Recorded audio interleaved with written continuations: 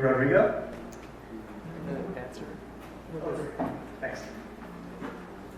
Thanks everyone for inviting me, and it's a huge honor to be here. I kind of consider myself an outsider from the Palm community point of view, but it's been a very warm welcome, and it's been great to meet those of you who I've met, and those of you who I've not met. I look forward to it.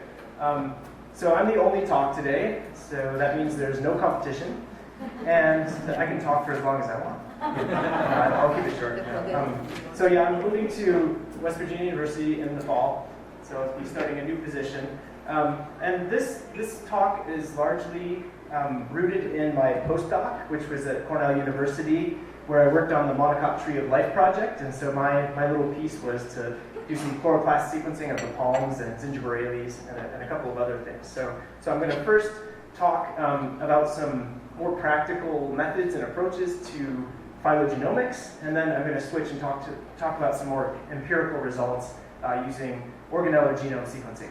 And so this talk is really targeted towards people in the Palm community who may have little or no experience with next-generation sequence data and phylogenomics, but are interested in kind of making that transition. It can be kind of intimidating because of all the bioinformatics and the big data sets and everything, but I want to try to give kind of a practical overview of the different approaches you can take to make it a little less scary or a little more accessible. And so for those of you already doing complicated phylogenomic analyses, you can take a little nap for a few minutes or drink some extra coffee to try to stay awake.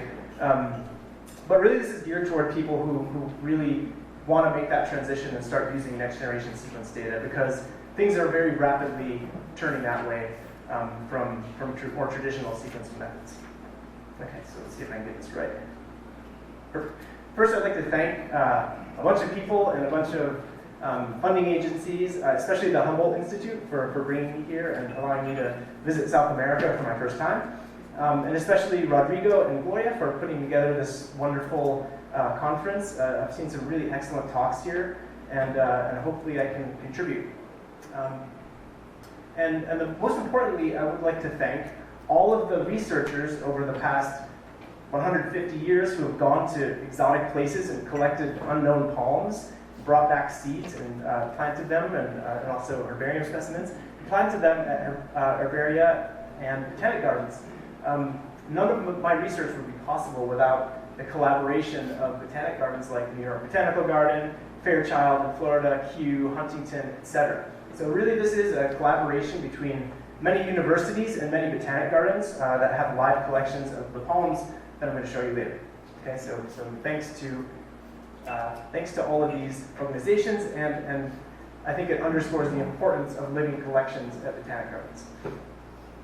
Okay, I'd like to thank the following people, especially Jerry Davis at Cornell, who is my postdoc advisor and is heavily involved in this project, and especially Bill Baker, who actually wasn't one of the PIs on this project, but has volunteered a ton of time into revising manuscripts and looking over analyses. And so Bill has been very generous with his time, thanks to Bill especially, and to everybody else. Okay, so I'm going to do a quick overview of this talk. I'm going to first start by talking about what is phylogenomics, because I think there's some confusion out there as to what the definition of that word means. It's kind of a buzzword, and just like Christine said yesterday, we have to first define, her talk was on phylogeography, I'm going to define phylogenomics. Okay, it's a little bit different than what most of us understand it to be. Then I'm going to talk about some genomic resources in palms, and also tools and approaches to generating phylogenomic data. And lastly, I'm going to talk about some empirical work, mostly from my postdoc, on the phylogenomics of palms, largely using chloroplast sequencing and some applications. Okay, so let's start by first defining phylogenomics. So originally in 1998, by this paper by Eisen in Genome Research, he defined it as using phylogenies to predict gene function or genome function. So that's the original definition of phylogenomics, using phylogenies to predict gene function. Well, that kind of got co-opted by us systematists, and we kind of broadened it or dumbed it down a little, and we used this definition as using genomic data to build phylogenies. So any genomic data used to build phylogenies. And as we'll see in a little bit, definition 2 is in some ways kind of a subset or a little part of definition 1. Okay, so this is kind of a halfway point for definition 1. And you can picture these being non-mutually exclusive, overlapping if you're to draw a Venn diagram here or something. Okay, so really definition 2 can be a part of definition 1, as we'll see. But I'm going to focus more on definition 2 because it's the one we use most commonly and the one we're probably most interested in. Okay, so here's a typical workflow of a phylogenomic analysis. I like this one from this paper in 2004 in bioinformatics. It's very simple. And you'll notice constructing a phylogenetic tree is kind of a halfway point.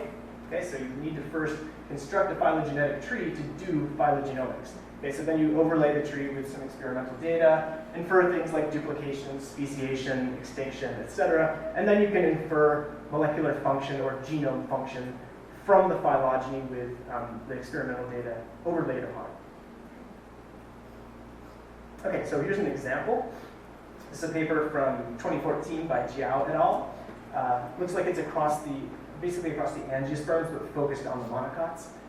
So what they did here was they used homeologous genes, so genes that were basically ancient duplicates, and they used the pattern of molecular evolution to infer ancient polyploidy events. And so what you can see here is that all the monocots sampled have a putative polyploid event. The palms have one here. Here's Elias, the single palm they included. The Zingiberales, or at least Musa, has 3, and then the grasses have 2. Okay, so obviously they need more taxon sampling here, but it looks like polyploidy was a very common occurrence in the evolution of at least monocots. Okay. So that's an example of what I would say is definition 1 of phylogenomics. So using a tree to actually interpret the pattern of molecular evolution and infer events like polyploidy. And this is important because that's what leads to, in some cases, evolutionary innovation. So the neo-functionalization, sub-functionalization of genes, etc. Okay, so I would consider that a definition 1 of phylogenomics. What about definition 2? So we're probably more familiar with these kinds of studies. This is a study by Brad Ruffel et al. From last year, where he basically went to public databases and mined all the complete chloroplast genomes he could get and built a big tree of the green plants. Okay, so he has 360 green plant taxa based on nearly complete plastid gene sets. This was the largest plastid gene set at the time. It's basically everything that was deposited in public databases, and he has pretty high support for, I know you can't see these numbers, but most of them are 100. These are bootstrap values. Very high support for the backbone of this phylogeny. Of course, a couple of areas with lower support. And the thing to note is this is one locus, it's the plastome. It's what I'm mostly going to talk about later. But this is really an important paper, I think, because it really pulled together all the data that are out there for green plants and put them together and inferred the phylogeny to the best that he could. Okay, so an example of definition 2 of phylogenomics, using genomic data to infer evolutionary relationships. Another example, also from last year, came out a little bit later. This is a really cool study by Norm Lickett in PNAS. This is a coalescent analysis that I'm showing you right now. Here's the palm, that's Sabal bermudiana, the one little palm in there. This is 92 green plant taxa across all the green plants.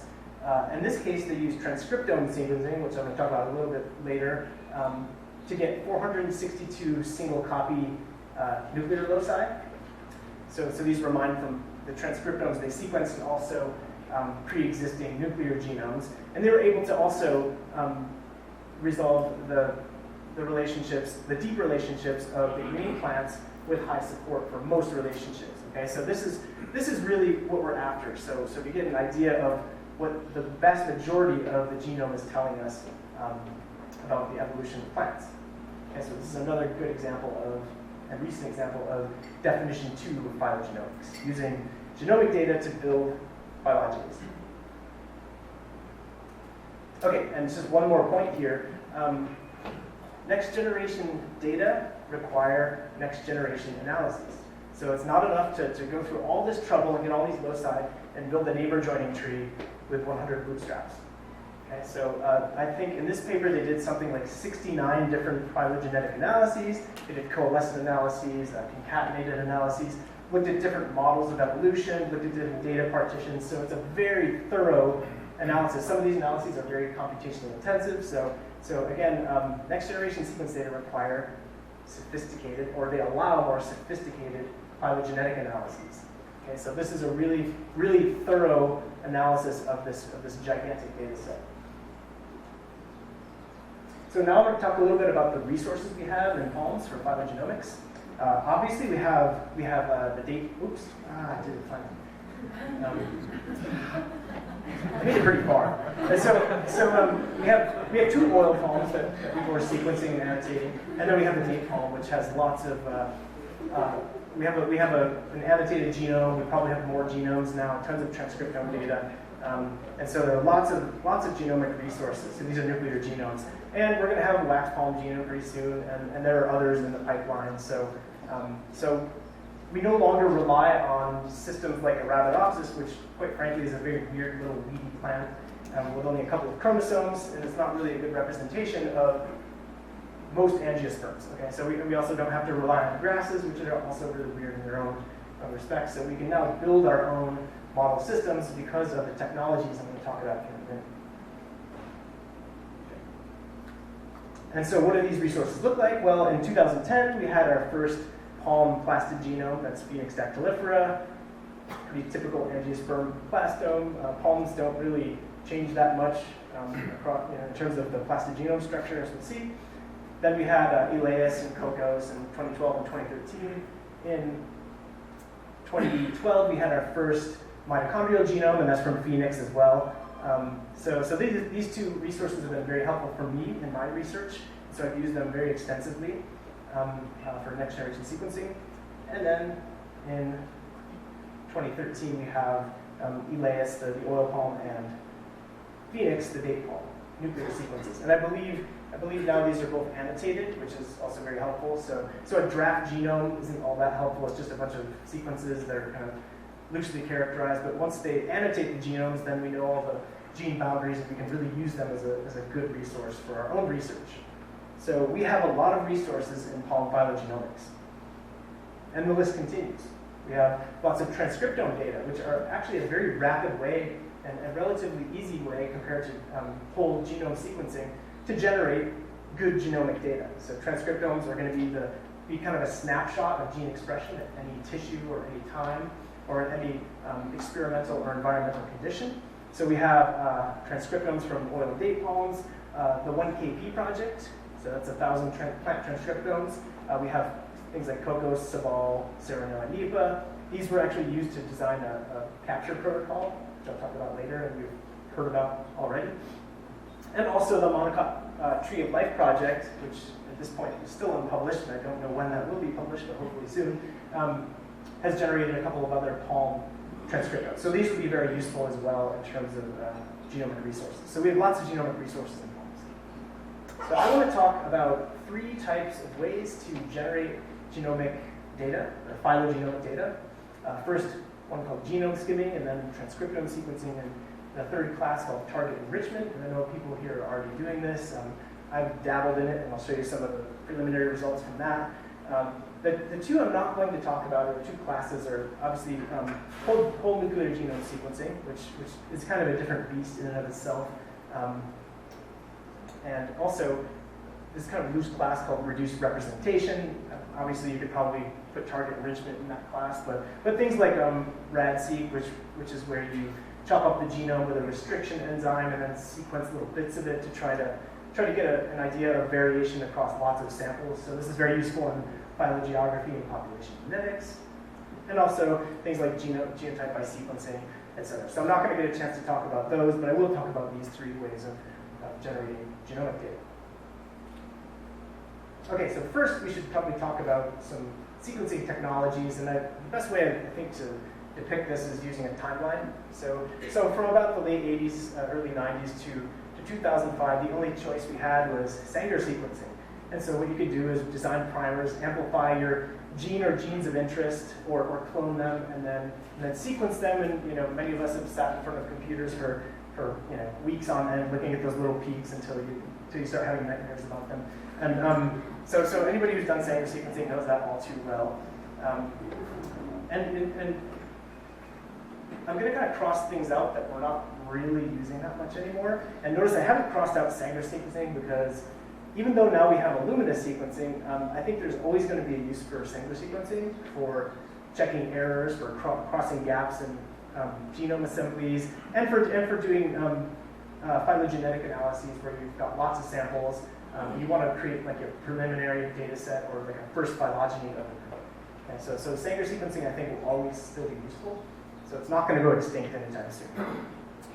In about 2005, a number of different methods or technologies came out from different companies. And this is a direct result of competition, which is good for us. So we have more options and it drives the cost down. So we have things like Roche 454 sequencing, helicose ion, all these weird sequencing technologies. But the one that kind of rose from the ashes here is Illumina, which was originally called Solexa, and you could get these little, I think at first they were like 11 base pair reads with a high error rate, and then there were 36, and then there were 70, and then there were 90, and then now they're up to 300 if you use the MySeq.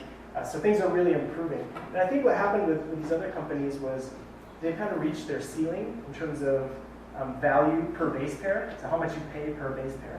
And Illumina is just kind of rose to prominence because you get a ton of data, as we'll see next, for actually not that much money when you compare it to Sanger sequencing. But what we think of as next generation sequencing is really second generation sequencing. So there are already other things available, other technologies available in the pipeline that have great potential. So one of them is Pacific Biosciences, which was supposed to be a really, really big deal because it could create very long reads, much longer than Illumina or even 454. This is available, although it hasn't quite lived up to its reputation. It is quite useful if you're doing whole genome sequencing for, say, scaffolding contigs together, or it's also useful for transcriptome sequencing because you can get reads that are a couple thousand base pairs long. But as I understand, there's a bit of a problem with error rates. The other one I want to talk about really briefly is Oxford nanopore. So some of you may have heard of this. This has the potential, if it lives up to its potential, to blow everything else out of the water in terms of low cost, lots of data, long reads, etc. So they're making some pretty big claims, and you can go watch their video online. They even have a sequencer that you can plug into your laptop and just kind of drop your samples right into it. So how cool would that be? Rather than sending your samples away and waiting two or 3 months to get them back, you could just stick them in a little USB plug-in thing next to your computer. Okay, so I think if this really works out, and if they can get their error rates down low enough, it's going to blow all this Illumina stuff out of the water. So Illumina is probably frantically trying to come up with something to compete with that, if it's actually a real threat. So, and this kind of gets back to a common theme here. So as you think about your next generation sequencing project, always have your eyes on the horizon, because next year something can come along and completely make what you're doing obsolete. So think to the future. Okay? And hopefully it does, because that works in our favor. Okay, so if you're not familiar with this website or this publication, it's called A Field Guide to Next Generation DNA Sequencers. It's by Travis Glenn, published in Molecular Ecology. It's a really great resource if you're trying to figure out what technology you want to use. And so I just kind of cherry-picked a few things here. Sanger sequencing, millions of reads per run. Compare that to Illumina, kind of a big difference. Difference in price, $2 million versus $52. Clearly Illumina is the winner right now, at this second. Okay, so I think Illumina has something like, 85% of the market share in sequencing right now. So it's obviously the most popular sequencing technology for obvious reasons. Okay, but again, if this Oxford nanopore thing happens, then bye-bye Illumina. Okay, so I'll talk first about genome skinning. And so this is the most basic way to generate data using next-generation sequencing. And so what you're doing is you're just grinding up plant material, like say from a palm leaf or something, and sequencing the entire genomic DNA at basically low coverage. Okay? And the advantage here is that you have multiple plastids or chloroplasts per cell, something like on the order of 50 to 200. Each of those have multiple chloroplast genomes. So that's going to end up coming through in high copy number. You have multiple mitochondria. This is more variable in plants, and we don't really know as much plant to plant or species to species, group to group about mitochondrial density, but it's often in high copy number. Then you have the nucleus, which you would expect to get in very low copies, so diploid or tetraploid if you're working with polyploids, etc. But there are some elements of the nuclear genome that occur in high copy elements, like ribosomal DNA, which is very useful but weird in phylogenetics, and things like transposable elements, which the phylogenetic utility is still questionable, but there are people who will take your data and study transposable element evolution. So there's a lot of stuff in there that's useful, even though you'll get the nuclear genome at very low coverage. Okay, so I really like this very simple figure by Shannon Straub, published in American Journal of Botany in 2012. And this is basically a kind of a qualitative schematic of genome skimming. So you want to sequence just deep enough to get data from all three genomes. So you want to get ribosomal DNA repeat, okay, at high coverage, the plastome, or complete plastome, or the complete set of plastic genes, and maybe the complete set of mitochondrial genes. And it turns out with multiplexing or barcoding, where you're ligating little unique DNA sequences onto your libraries and then separating them out afterwards informatically, if you do that, you can actually calculate how deep you need to go. So how much multiplexing can you do given whatever sequencer you're using and its output capacity? So in this paper, there's actually a little formula you can use to calculate sequencing depth and the degree of multiplexing. And so you'll get, hopefully, complete plastomes, which usually come in around 150 kilobases, the complete set of mitochondrial genes, which may add another 30 to 40,000 base pairs to your data, coding sequence data, and then the ribosomal cistron, which is something on the order of 7,000 base pairs, depending on the taxon you're working in. Okay, so I really like this figure because it shows, at least qualitatively, what genome skimming is doing. Okay, so I just want to get into the numbers a little bit, and I apologize, they're mostly in US dollars, and I realize I'm one of the only people from the United States here. There are a couple of others, but I'll try to keep it consistent. So if you multiplex 20 to 40 samples, or species, or individuals, or whatever so this is useful for phylogenetics, phylogeography, population genetics, whatever. 20 to 40 samples on a single lane of Illumina paired-end sequencing at 100 base pair reads. So you're chopping the genome up into maybe little 500 base pair segments and sequencing 100 bases on each end. So that's what 100 base paired-end reads means. If you do 20 samples per lane, and that's one lane on an Illumina sequencer, you're pretty much guaranteed to get complete plastomes. And this comes from my experience in palms, so it's probably not far off the mark, depending on whatever group you're working on. You'll probably get complete plastomes for 20 species, or 20 individuals. If you up your barcoding, so basically get more taxon sampling per the same amount of sequencing, you'll get some complete plastomes, but others with complete gene sets, maybe they'll be 90, 95% complete. So that's still pretty good. If your goal is to do kind of deeper level phylogenetics, maybe across a subfamily or a couple of tribes, this may be the way to go. Okay, so you can easily get 40 samples on an Illumina paired end high-seq. Okay, but this is changing, and you're always going to be able to do more in the future, as long as Illumina is still on top.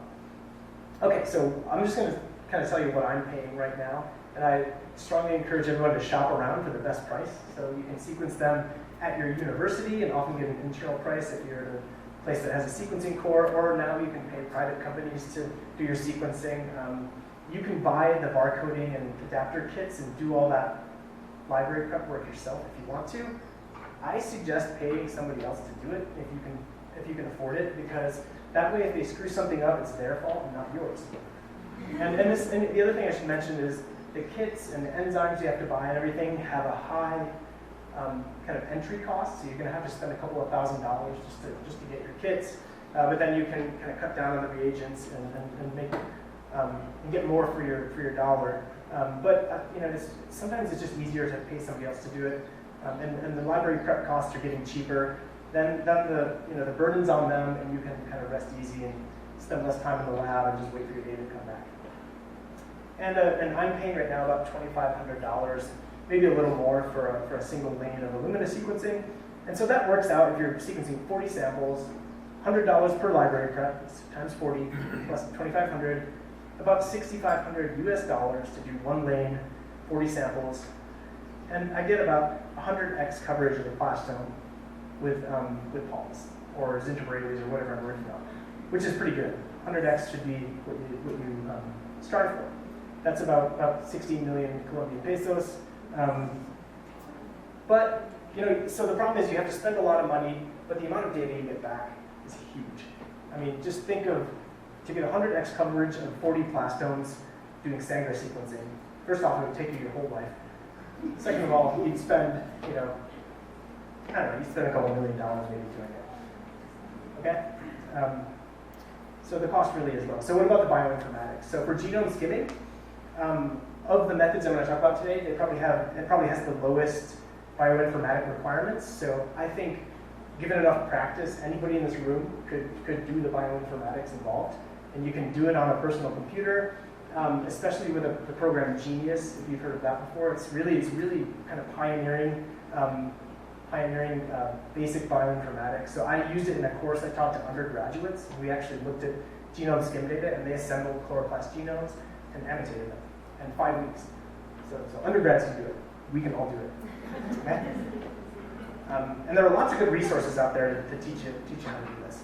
Okay, so the first thing we have to take into account is quality control. So when you do paired end sequencing, what ends up happening is the quality of your base calls drops off pretty rapidly towards the end, the 3' end of your reads. And so you have to use some kind of program or script to go in and remove crummy sequence data. You need to demultiplex your samples, so separate them into samples based on barcodes. And then you have to also remove potential adapter contamination. So some of the Illumina adapters or barcodes may be left in your sequences, and they can cause problems for assembly. So you have to remove those. So those are some pretty basic steps. And there are lots of scripts out there that you can use to do that. And then comes the assembly step. So you've got to take all those little reads, and it's kind of like a giant jigsaw puzzle. You have to put them together. Luckily, computers are really good at this. So you can do either reference-guided assembly if you're doing resequencing, or if you're doing sort of looking at individuals within a species or species within a genus, low-level phylogenetics. That should be fine. But if you're going for higher-level questions, I would do de novo sequencing, especially if you're interested in things like genome rearrangements or indel evolution. Then I would go de novo assembly, which basically you're assembling all your reads from scratch. I actually do a combination of these and then merge them together, and it often gives me very easily complete plastomes. And then comes the annotation step, which I'm not going to talk about today because it's very tedious and boring, and it's a necessary evil, I would say.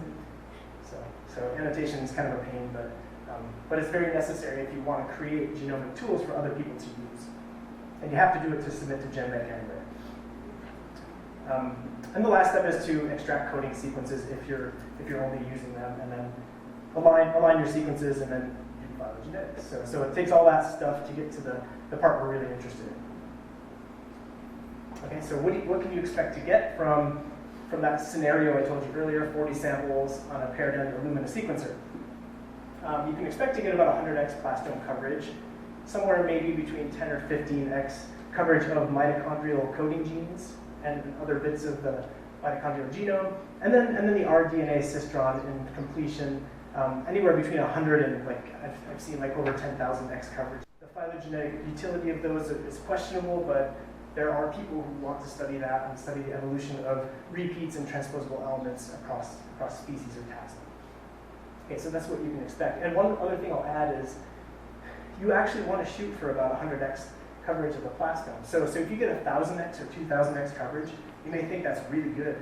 But what ends up happening, even after you've removed erroneous reads, is any little error in your data set starts to compound, and assemblers will actually treat those as real variants. And what you often find is if you try to do an assembly with 1,000x coverage or more, first off, it takes a lot of memory. Second of all, you're going to find that you get a bunch of little contigs back instead of a couple of nice big ones. So if you get really high coverage for some of your samples, you can actually just use a little Unix command to subsample your data to get it down to about 100x. And you can try a couple of different subsamples, but I would shoot for about 100x blastome coverage. If you get really high coverage, that can also cause some problems, as well as low problems. So the next thing I want to talk about is transcriptome sequencing.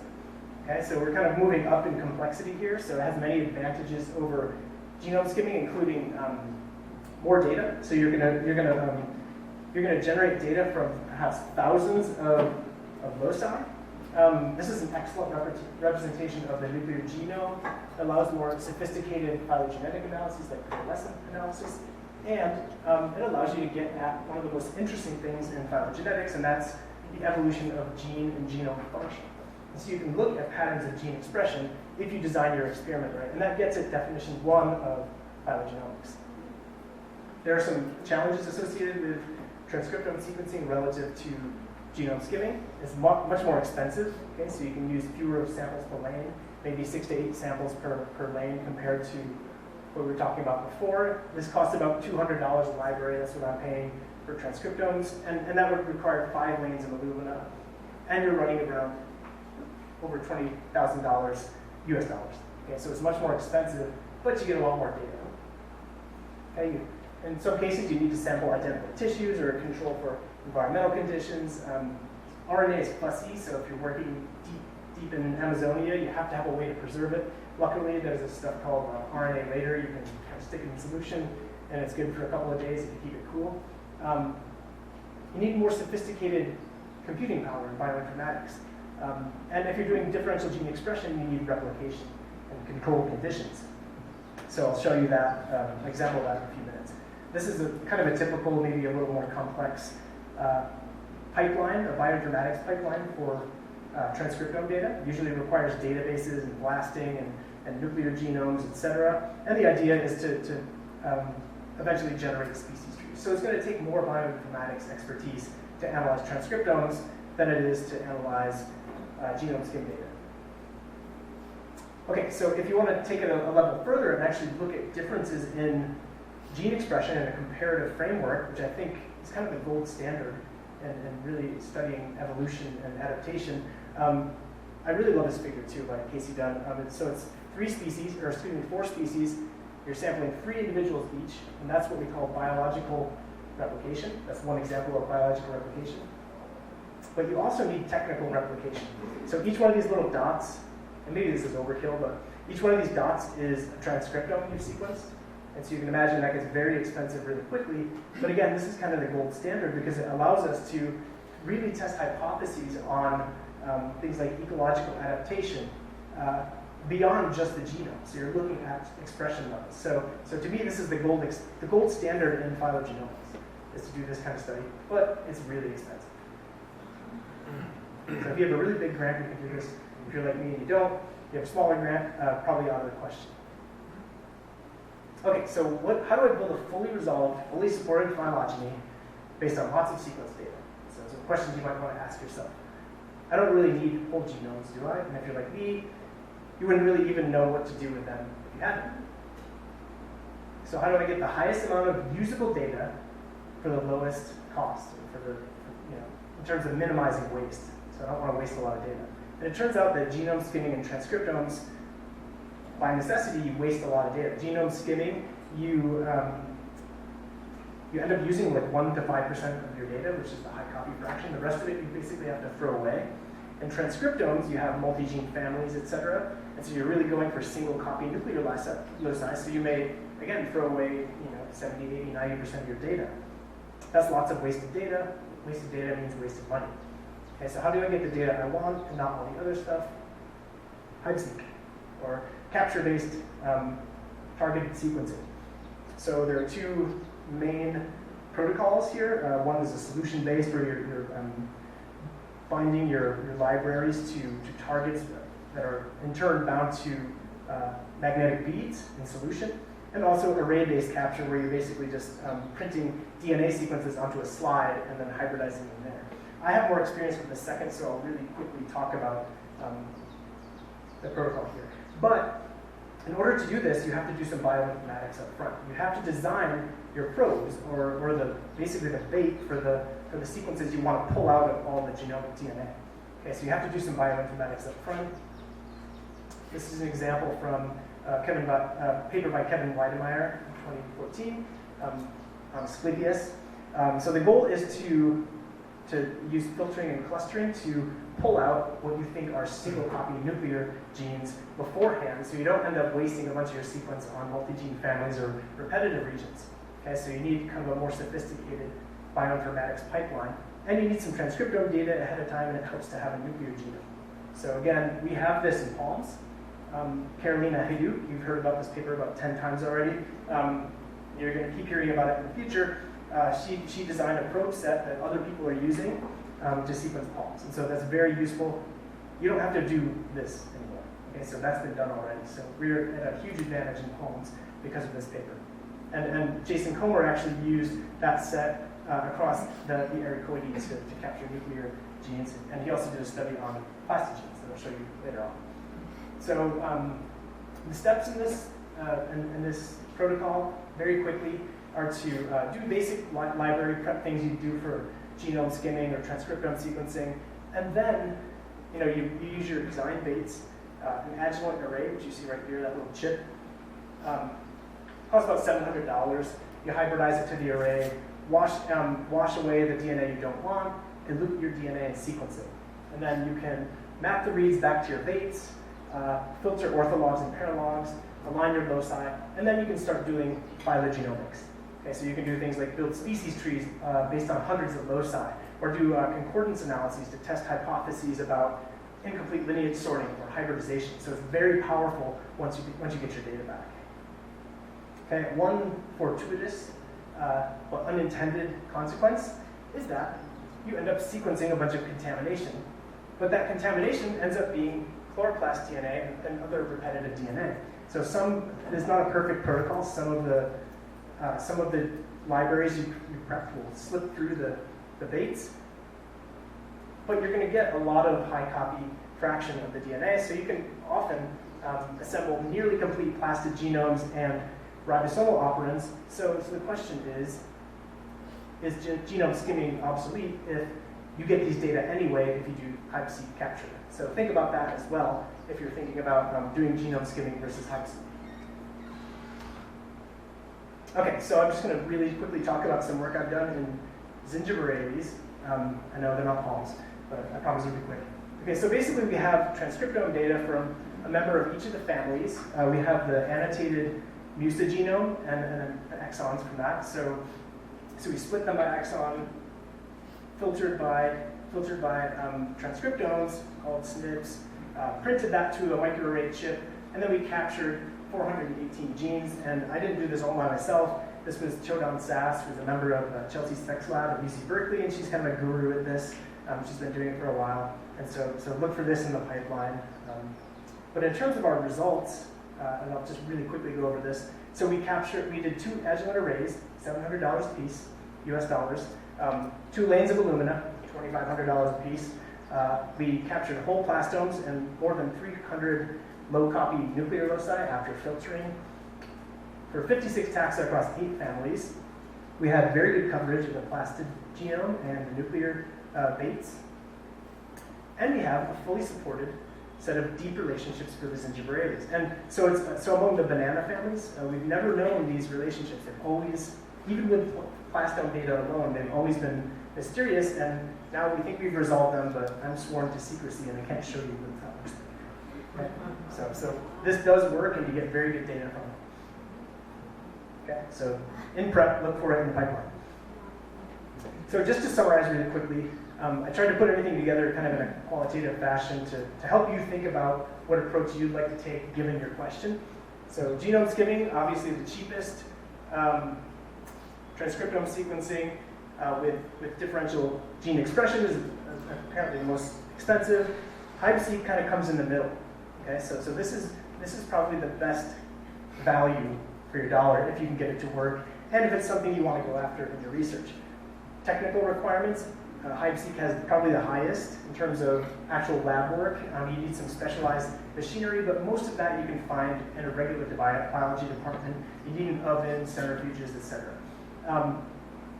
genome skimming has the lowest technical requirements. You just need to get genomic DNA and ship them off somewhere and have them sequenced. In terms of bioinformatics, genome skimming has the lowest requirements. Everything else quite high. And I'm sorry if this is very crude and not qualitative or quantitative, but the thing that matters to me the most, besides cost, is wasted data. You're going to waste the vast majority of your data, even though it's the cheapest method, doing genome sequencing or genome skimming, and you're going to waste very little data with HiveSeq. So even the contamination that comes through, to a large part, is useful with HiveSeq, as has been shown before. Okay, so hopefully that's a little helpful to you as you make your decision on what technology to choose. And related to that, I'll say that please let the questions determine the approach, not the other way around. It's very easy to get caught up in all the technical jargon and let the technology determine your questions. Don't do that.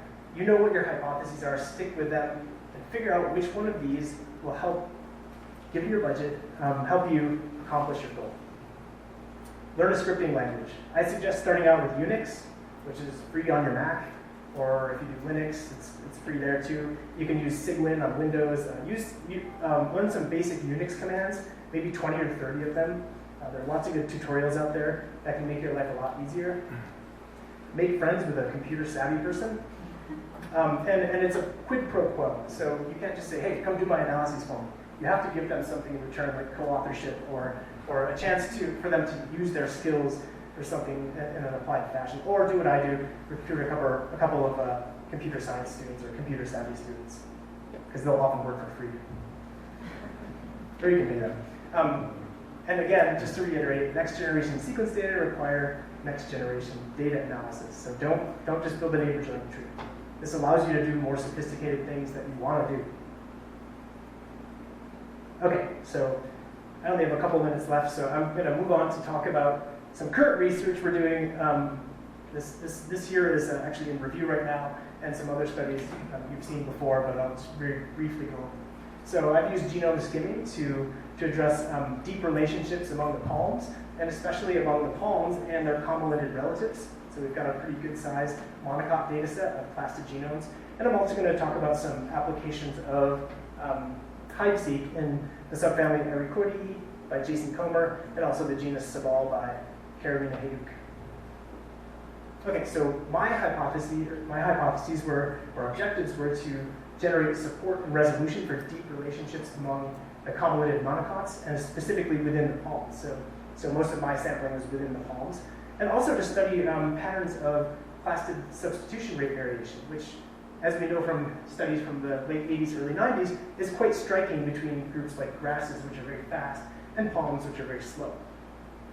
Okay, so I sequenced 39 plastomes from the palms and mined the databases for 93 other monocots. So we have nearly complete coding sequences from 132 taxa. We have something like 84,000 characters and 75 genes. About 28,000 of those are informative characters. Okay. First, I want to say that the convolutids have a really nice anatomical synapomorphy, and that is UV fluorescent ferulic acid bound to their cell walls. And I don't know how Rudolph and Caddick found that, but it really works. It's a good synapomorphy for the convolutids. And this is backed by molecular studies. In many molecular studies, the convolutids are monophyletic. Convolutids include the palms, Commelinales, Zingiberales, and this expanded Poales, including the grasses and relatives, and also this little obscure family, Desipoganaceae from Western Australia that I'll talk about in a minute. And so a basic summary of this data set among the convolutids, or these relationships among the convolutids, is as follows. So the Desipoganaceae are most likely sister to the Archaeales. So we think we've identified the sister group to the palms, and then Zingiberales, Poales with high support. The thing that is kind of striking here is that depending on, this is a maximum likelihood analysis, depending on the model partition you choose, the bootstrap values range from 81 to 91, which kind of concerns me a little bit. So it would be nice to see what the nuclear genome has to say about this, because at this point we're basing these relationships on one gigantic locus, the plastome. Okay, the other thing I want you to notice is, it's kind of hard to see, but among the palms, branch lengths are extremely short relative to things like Comelonales, Zingiberales, Poales. Okay, so I think there's something real biologically going on here. There are very striking differences in evolutionary rates among the comelonid monocots. If we take a closer look at the palms, I have the tribes for the calamoids and the coryphoids labeled accordingly. We see very high support for the deep relationships of the palms, which actually confirm earlier studies by Connie Asmus and Bill Baker and Christine Bacon. So we can breathe a sigh of relief, at least as far as the plastome is concerned. So the deep relationships among subfamilies are very highly supported. Among the coryphoids, also very highly supported. Very few differences, maybe one or two differences from these previous studies. The calamoids are quite well supported in calamity here, but the deep relationships of the calamoids still remain unresolved. And I remember John Dransfield talking about placing Eugeisona, here it is, with chloroplast genomes still causing problems. Okay, so we don't really know this ranges from 52 to 62 here, support values. So we're going to have to do some more taxon sampling in the calamoids. But overall, I think the structure of the tree is quite well supported given our taxon sampling. Okay, so what we can also do with plastome data is just align whole plastomes. So palms don't really have many rearrangements. And so just quickly, I'll talk about the sister group of palms, Dasypoganaceae. So this is Quindío australis. I had the pleasure of seeing all four genera in Western Australia. I kind of felt like I was on another planet because these plants are so weird. At the base, it looks like a palm.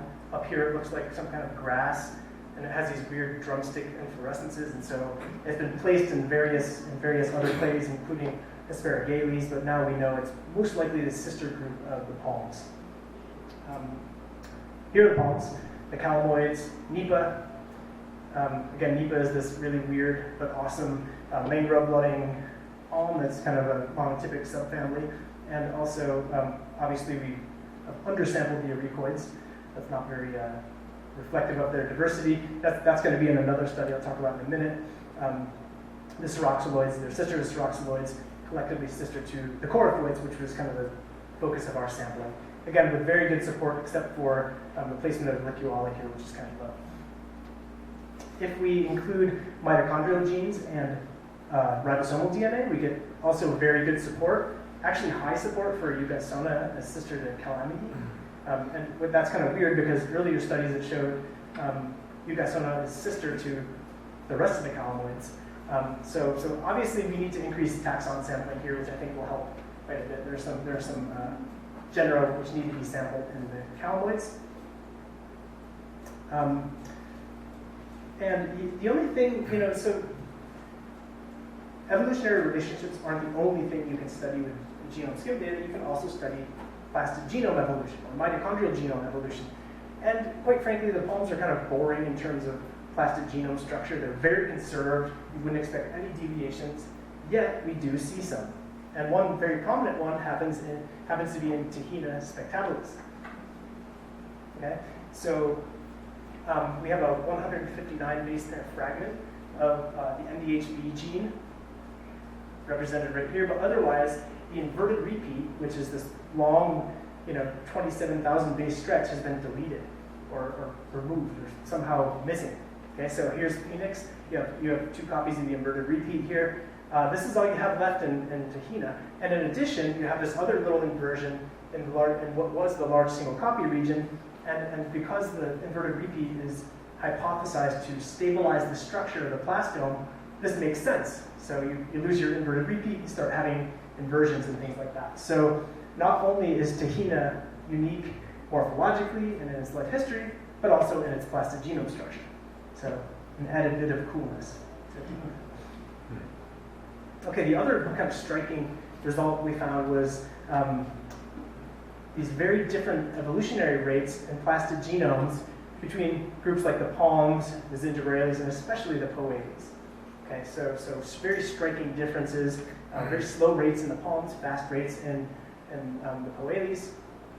You can see that here by node to tip branch lengths. So here are the Arachales, here are the Poales, which range quite far actually. So we hypothesized based on a Bayesian random local clock analysis that there are something on the order of 22 rate changes in this data set. So if we increase taxon sampling, that could probably increase.